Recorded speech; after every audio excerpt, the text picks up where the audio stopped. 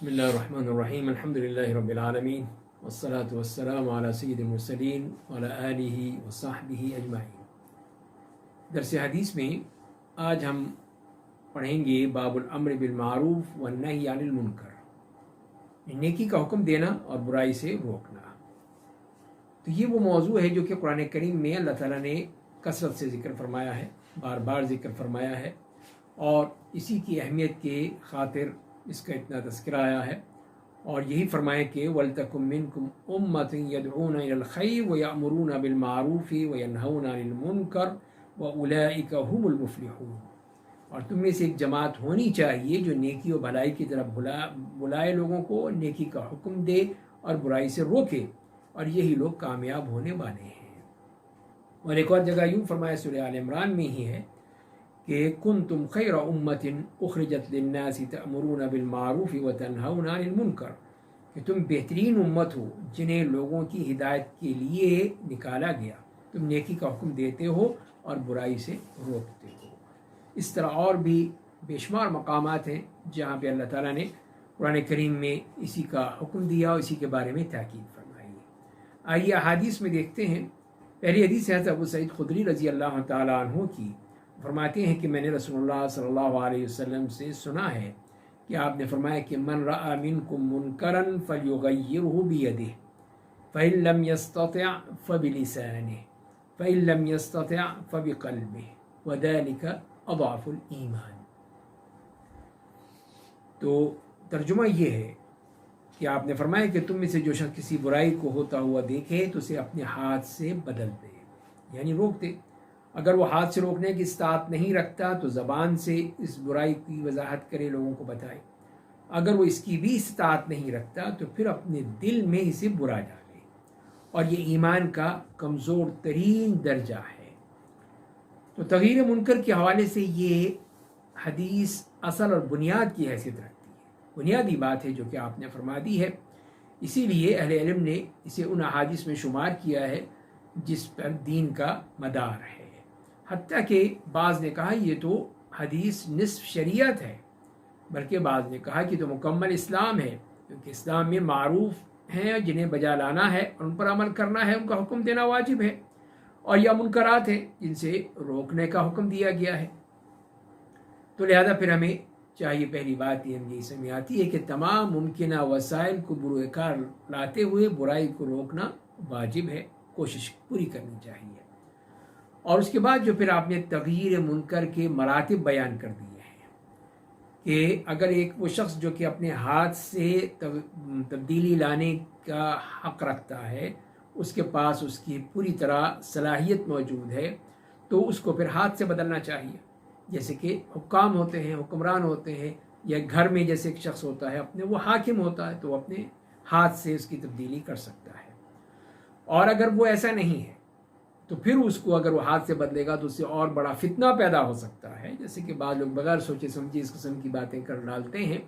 تو جس کی وجہ سے کتنے مسائل پیدا ہوتے ہیں۔ تو پھر زبان سے پھر اس برائی کی وضاحت کی جائے گی، لوگوں کو بتایا جائے گا کہ یہ برا عمل ہے، اسے نہیں کرنا چاہیے، اس سے بچنا چاہیے۔ اور اس سے بھی یہ بھی نہیں کر سکتا ہے، اس میں بھی اس کو خطرہ ہے کہ کہے گا تو وہ مسائل پیدا ہوں گے، تو اس صورت میں پھر وہ اپنے دل میں برا جاننا، تو یہ اس کے لیے پھر آخری درجہ ہوگا، اور یہ سب سے ایمان کا کمزور حصہ ہے، کمزور درجہ ہے۔ تو یعنی برائی کو برا جاننا یہ ہر حال میں فرض ہے، اس کے بعد کوئی چیز نہیں ہے، یعنی یہ ایمان کا کمزور ترین درجہ ہے۔ اگر کوئی شخص برائی کو دل سے بھی برا نہیں جانتا تو اس سے ایمان نکل جاتا ہے، پھر ایمان کہاں باقی رہتا ہے؟ پھر تو وہ بالکل ہی ختم ہو جاتا ہے، بالکل ہی ایسے کہ نہ اس کو نہ معروف معلوم ہوتا ہے، نہ منکر معلوم ہوتا ہے، سوائے اس کے کہ جو اسی خواہش نفس ہے اسی کے مطابق وہ چلنے کی کوشش کرتا ہے اور اسی کے مطابق اس کو سمجھتا ہے، تو لہذا وہ اس کے دل سے اس کی تمام جو برائی ہے وہ ختم ہو جاتی ہے۔ تو اسی لیے پھر یہ کہا آخری درجہ کہ کم از کم دل میں اس کو برا جاننا یہ ضروری ہے، کہ یہ احساس باقی رہے کہ یہ غلط کام ہے، یہ برائی ہے، مجھے اس سے بچنا چاہیے۔ آج کی دوسری حدیث ہم لیتے ہیں، حضرت ابن مسعود رضی اللہ تعالیٰ عنہ کی روایت ہے کہ رسول اللہ صلی اللہ علیہ وسلم نے فرمایا ہے کہ ما من نبی بعثہ اللہ في أمة قبلي إلا كان له من أمته حواريون وأصحاب يأخذون بسنته ويقتدون بأمره ثم إنها تخلف من بعدهم خلوف يقولون ما لا يفعلون ويفعلون ما لا يؤمرون فمن جاهدهم بيده فهو مؤمن ومن جاهدهم بقلبه فهو مؤمن ومن جاهدهم بلسانه فهو مؤمن وليس وراء ذلك من الإيمان حبة خردل. صحیح مسلم کی یہ روایت ہے،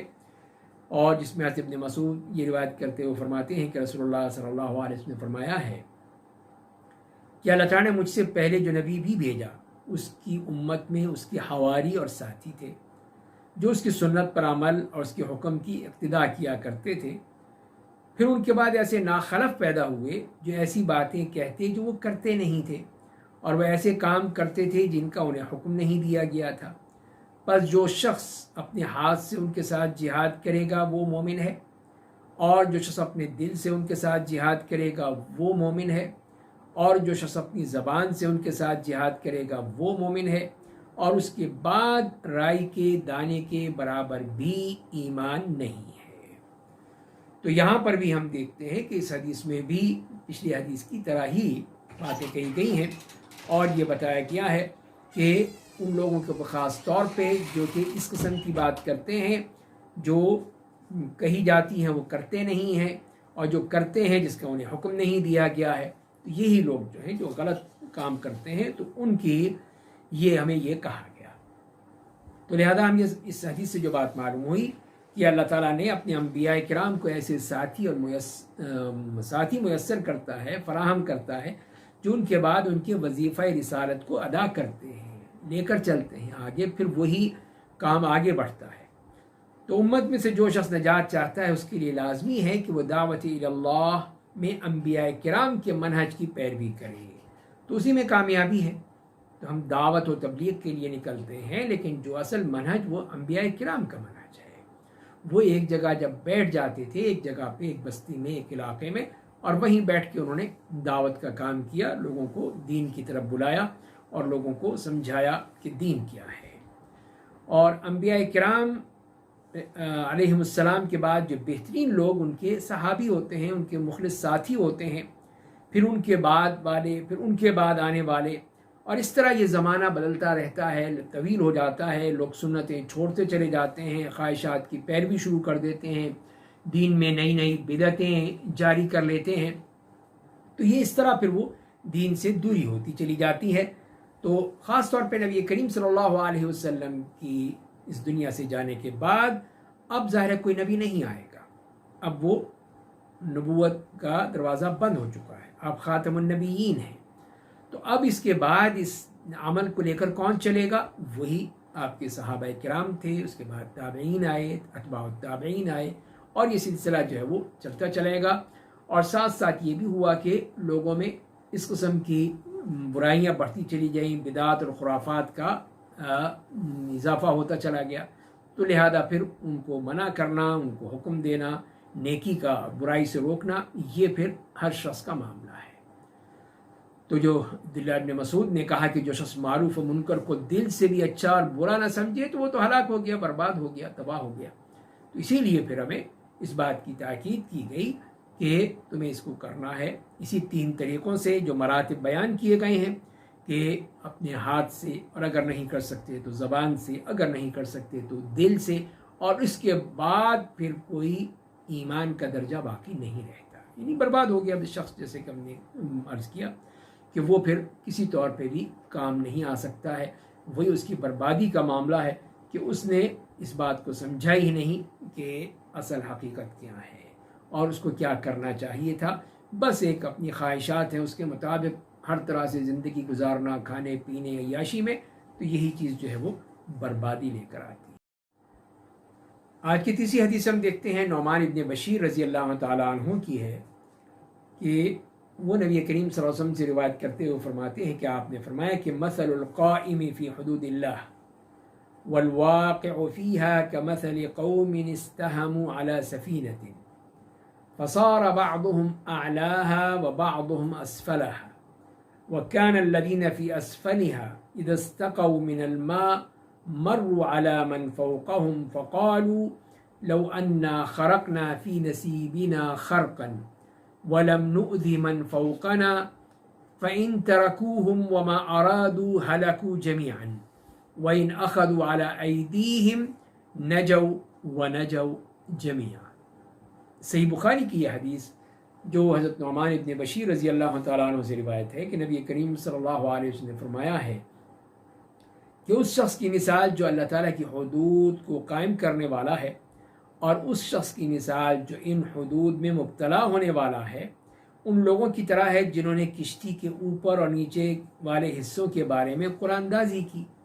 پس ان میں سے بعض تو اس کے اوپر والے حصے میں اور بعض نچلے حصے میں بیٹھ گئے، اور نچلے حصے والوں کو جب بھی پانی کی ضرورت ہوتی تو اپنی اوپر والی منزل والوں کے پاس سے گزرتے، لہٰذا انہوں نے نچلے حصے والوں نے یہ کہا کہ اگر ہم اپنے حصے میں ایک سوراخ کر لیں اور پانی نیچے سے ہی حاصل کر لیں، نکال لیں دریا سے، اور اپنے اوپر والوں کو تکلیف نہ پہنچائیں تو کتنا اچھا ہے، تو ان کو تکلیف نہیں ہوگی۔ تو اگر ان اوپر والوں نے انہیں اپنے حال اور منصوبے پر چھوڑ دیا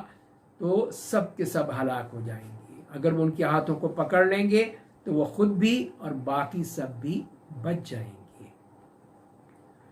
تو یہاں اس حدیث میں جو ایک مثال دے کر نبی کریم صلی اللہ علیہ وسلم نے اس کو بتایا ہے اور ایک بہترین مثال دی ہے کہ کس طرح اس بات کو سمجھا جا سکتا ہے۔ تو اسی لیے اوپر والے اپنے اس میں عرشے پر ہیں اور نیچے جو ہیں وہ دوسرا جو نیچے کا مرتبہ ہے، نیچے کا جو مقام ہے وہاں پہ ہیں، اور جب پانی لینا ہوتا تو اوپر جاتے تھے، اوپر والوں کو تکلیف ہوتی تھی، لڑائی جھگڑا ہوتا تھا، پانی گرتا، کیچڑ ہو جاتی، تو اس لیے مسائل ہو رہے تھے۔ تو اس سے آخر تنگ آ کر نیچے والوں نے کہا کہ کیوں نہ ہم خود ہی نیچے سوراخ کر لیں، پانی نکالیں اور استعمال کر لیں۔ تو اگر اوپر والے جو ہیں اس بات کو سمجھ لیں کہ اگر یہ واقعی اس طرح کر لیں گے تو کیا ہوگا، سب ڈوب جائیں گے، سب ہلاک ہو جائیں گے۔ تو یہی کہنے کا مقصد ہے کہ اللہ تعالیٰ نے یہی امر بالمعروف اور نہی عن المنکر کو جو رکھا ہے تاکہ ہم جو معاشرے میں جو غلط لوگ ہیں ان کو روک کے پورے معاشرے کو بچا سکیں، یہ ہے اصل چیز۔ تو لہذا منکرات کے ارتکاب کے نتائج اور سزائیں صرف مرتکبین کی ذات تک محدود نہیں رہتی بلکہ وہ پورے معاشرے کو اپنی لپیٹ میں لے لیتی ہیں، کیونکہ خاص کے گناہوں سے عام لوگ بھی عذاب کی لپیٹ میں آ جاتے ہیں۔ اگر وہ انہیں منکرات کے ارتکاب سے منع نہیں کرتے تھے، گویا اگر نہیں عن المنکر کا فریضہ سر انجام نہیں دیا جائے گا تو سارا معاشرہ جو ہے وہ عذاب الہی کی گرفت میں آ سکتا ہے۔ تو امر بالمعروف اور نہی عن المنکر کے فریضے کی ادائیگی سے معاشرہ غضب الہی اور اس کے عذاب سے بچ جاتا ہے، اور یہ پورے معاشرے کی ذمہ داری ہے۔ معاشرے کے تمام افراد جو ہیں وہ راعی بھی ہیں، نگہبان بھی ہیں، اور ان کی ذمہ داری بھی ہے، تو ان سے ان کی رعیت کے بارے میں پوچھا جائے گا۔ تو اسی لیے جیسے کہ بعض لوگ یہی کہتے ہیں کہ فلاں جو لوگ بیٹھے ہیں جو مسجدوں میں ہیں یا جو خانقاہوں میں ہیں یا عبادت میں مصروف ہیں، تو ان کا تو کوئی جرم نہیں ہے، وہ بھی اس عذاب کی لپیٹ میں آ گئے، وہ بھی اس میں سب کے سب مارے گئے، یہ بھی چلے گئے، ان کو کیوں اللہ تعالیٰ نے مار دیا؟ تو یہی اس کا جواب اس حدیث سے ملتا ہے کہ جب انہوں نے صرف اپنے حد تک رکھا اور نیکی کا حکم نہیں دیا، لوگوں کو برائی سے نہیں روکا، تو پھر جو عذاب آیا وہ سب کے سب کی لپیٹ میں لے گیا، کسی کو نہیں چھوڑا، پھر کوئی نہیں بچا۔ تو یہی نہیں کہ صرف جو گناہ گار ہیں انہی کے اوپر ہی عذاب آتا ہے، پھر عذاب ان سب پر آتا ہے اور سب کو اپنی لپیٹ میں لے لیتا ہے۔ تو یہی حدیث ہمیں اس بتاتی ہے کہ امر بالمعروف اور نہی عن المنکر کی کتنی اہمیت ہے، اور اس کے ذریعے سے ہم صرف اپنے آپ کو ہی نہیں پورے معاشرے کو بچا سکتے ہیں۔ اگر معاشرہ بچ گیا تو تبھی ہم سب کی نجات ہو سکتی ہے۔ اللہ تعالی ہمیں سمجھنے اور اس حدیث کے اوپر عمل کرنے کی توفیق عطا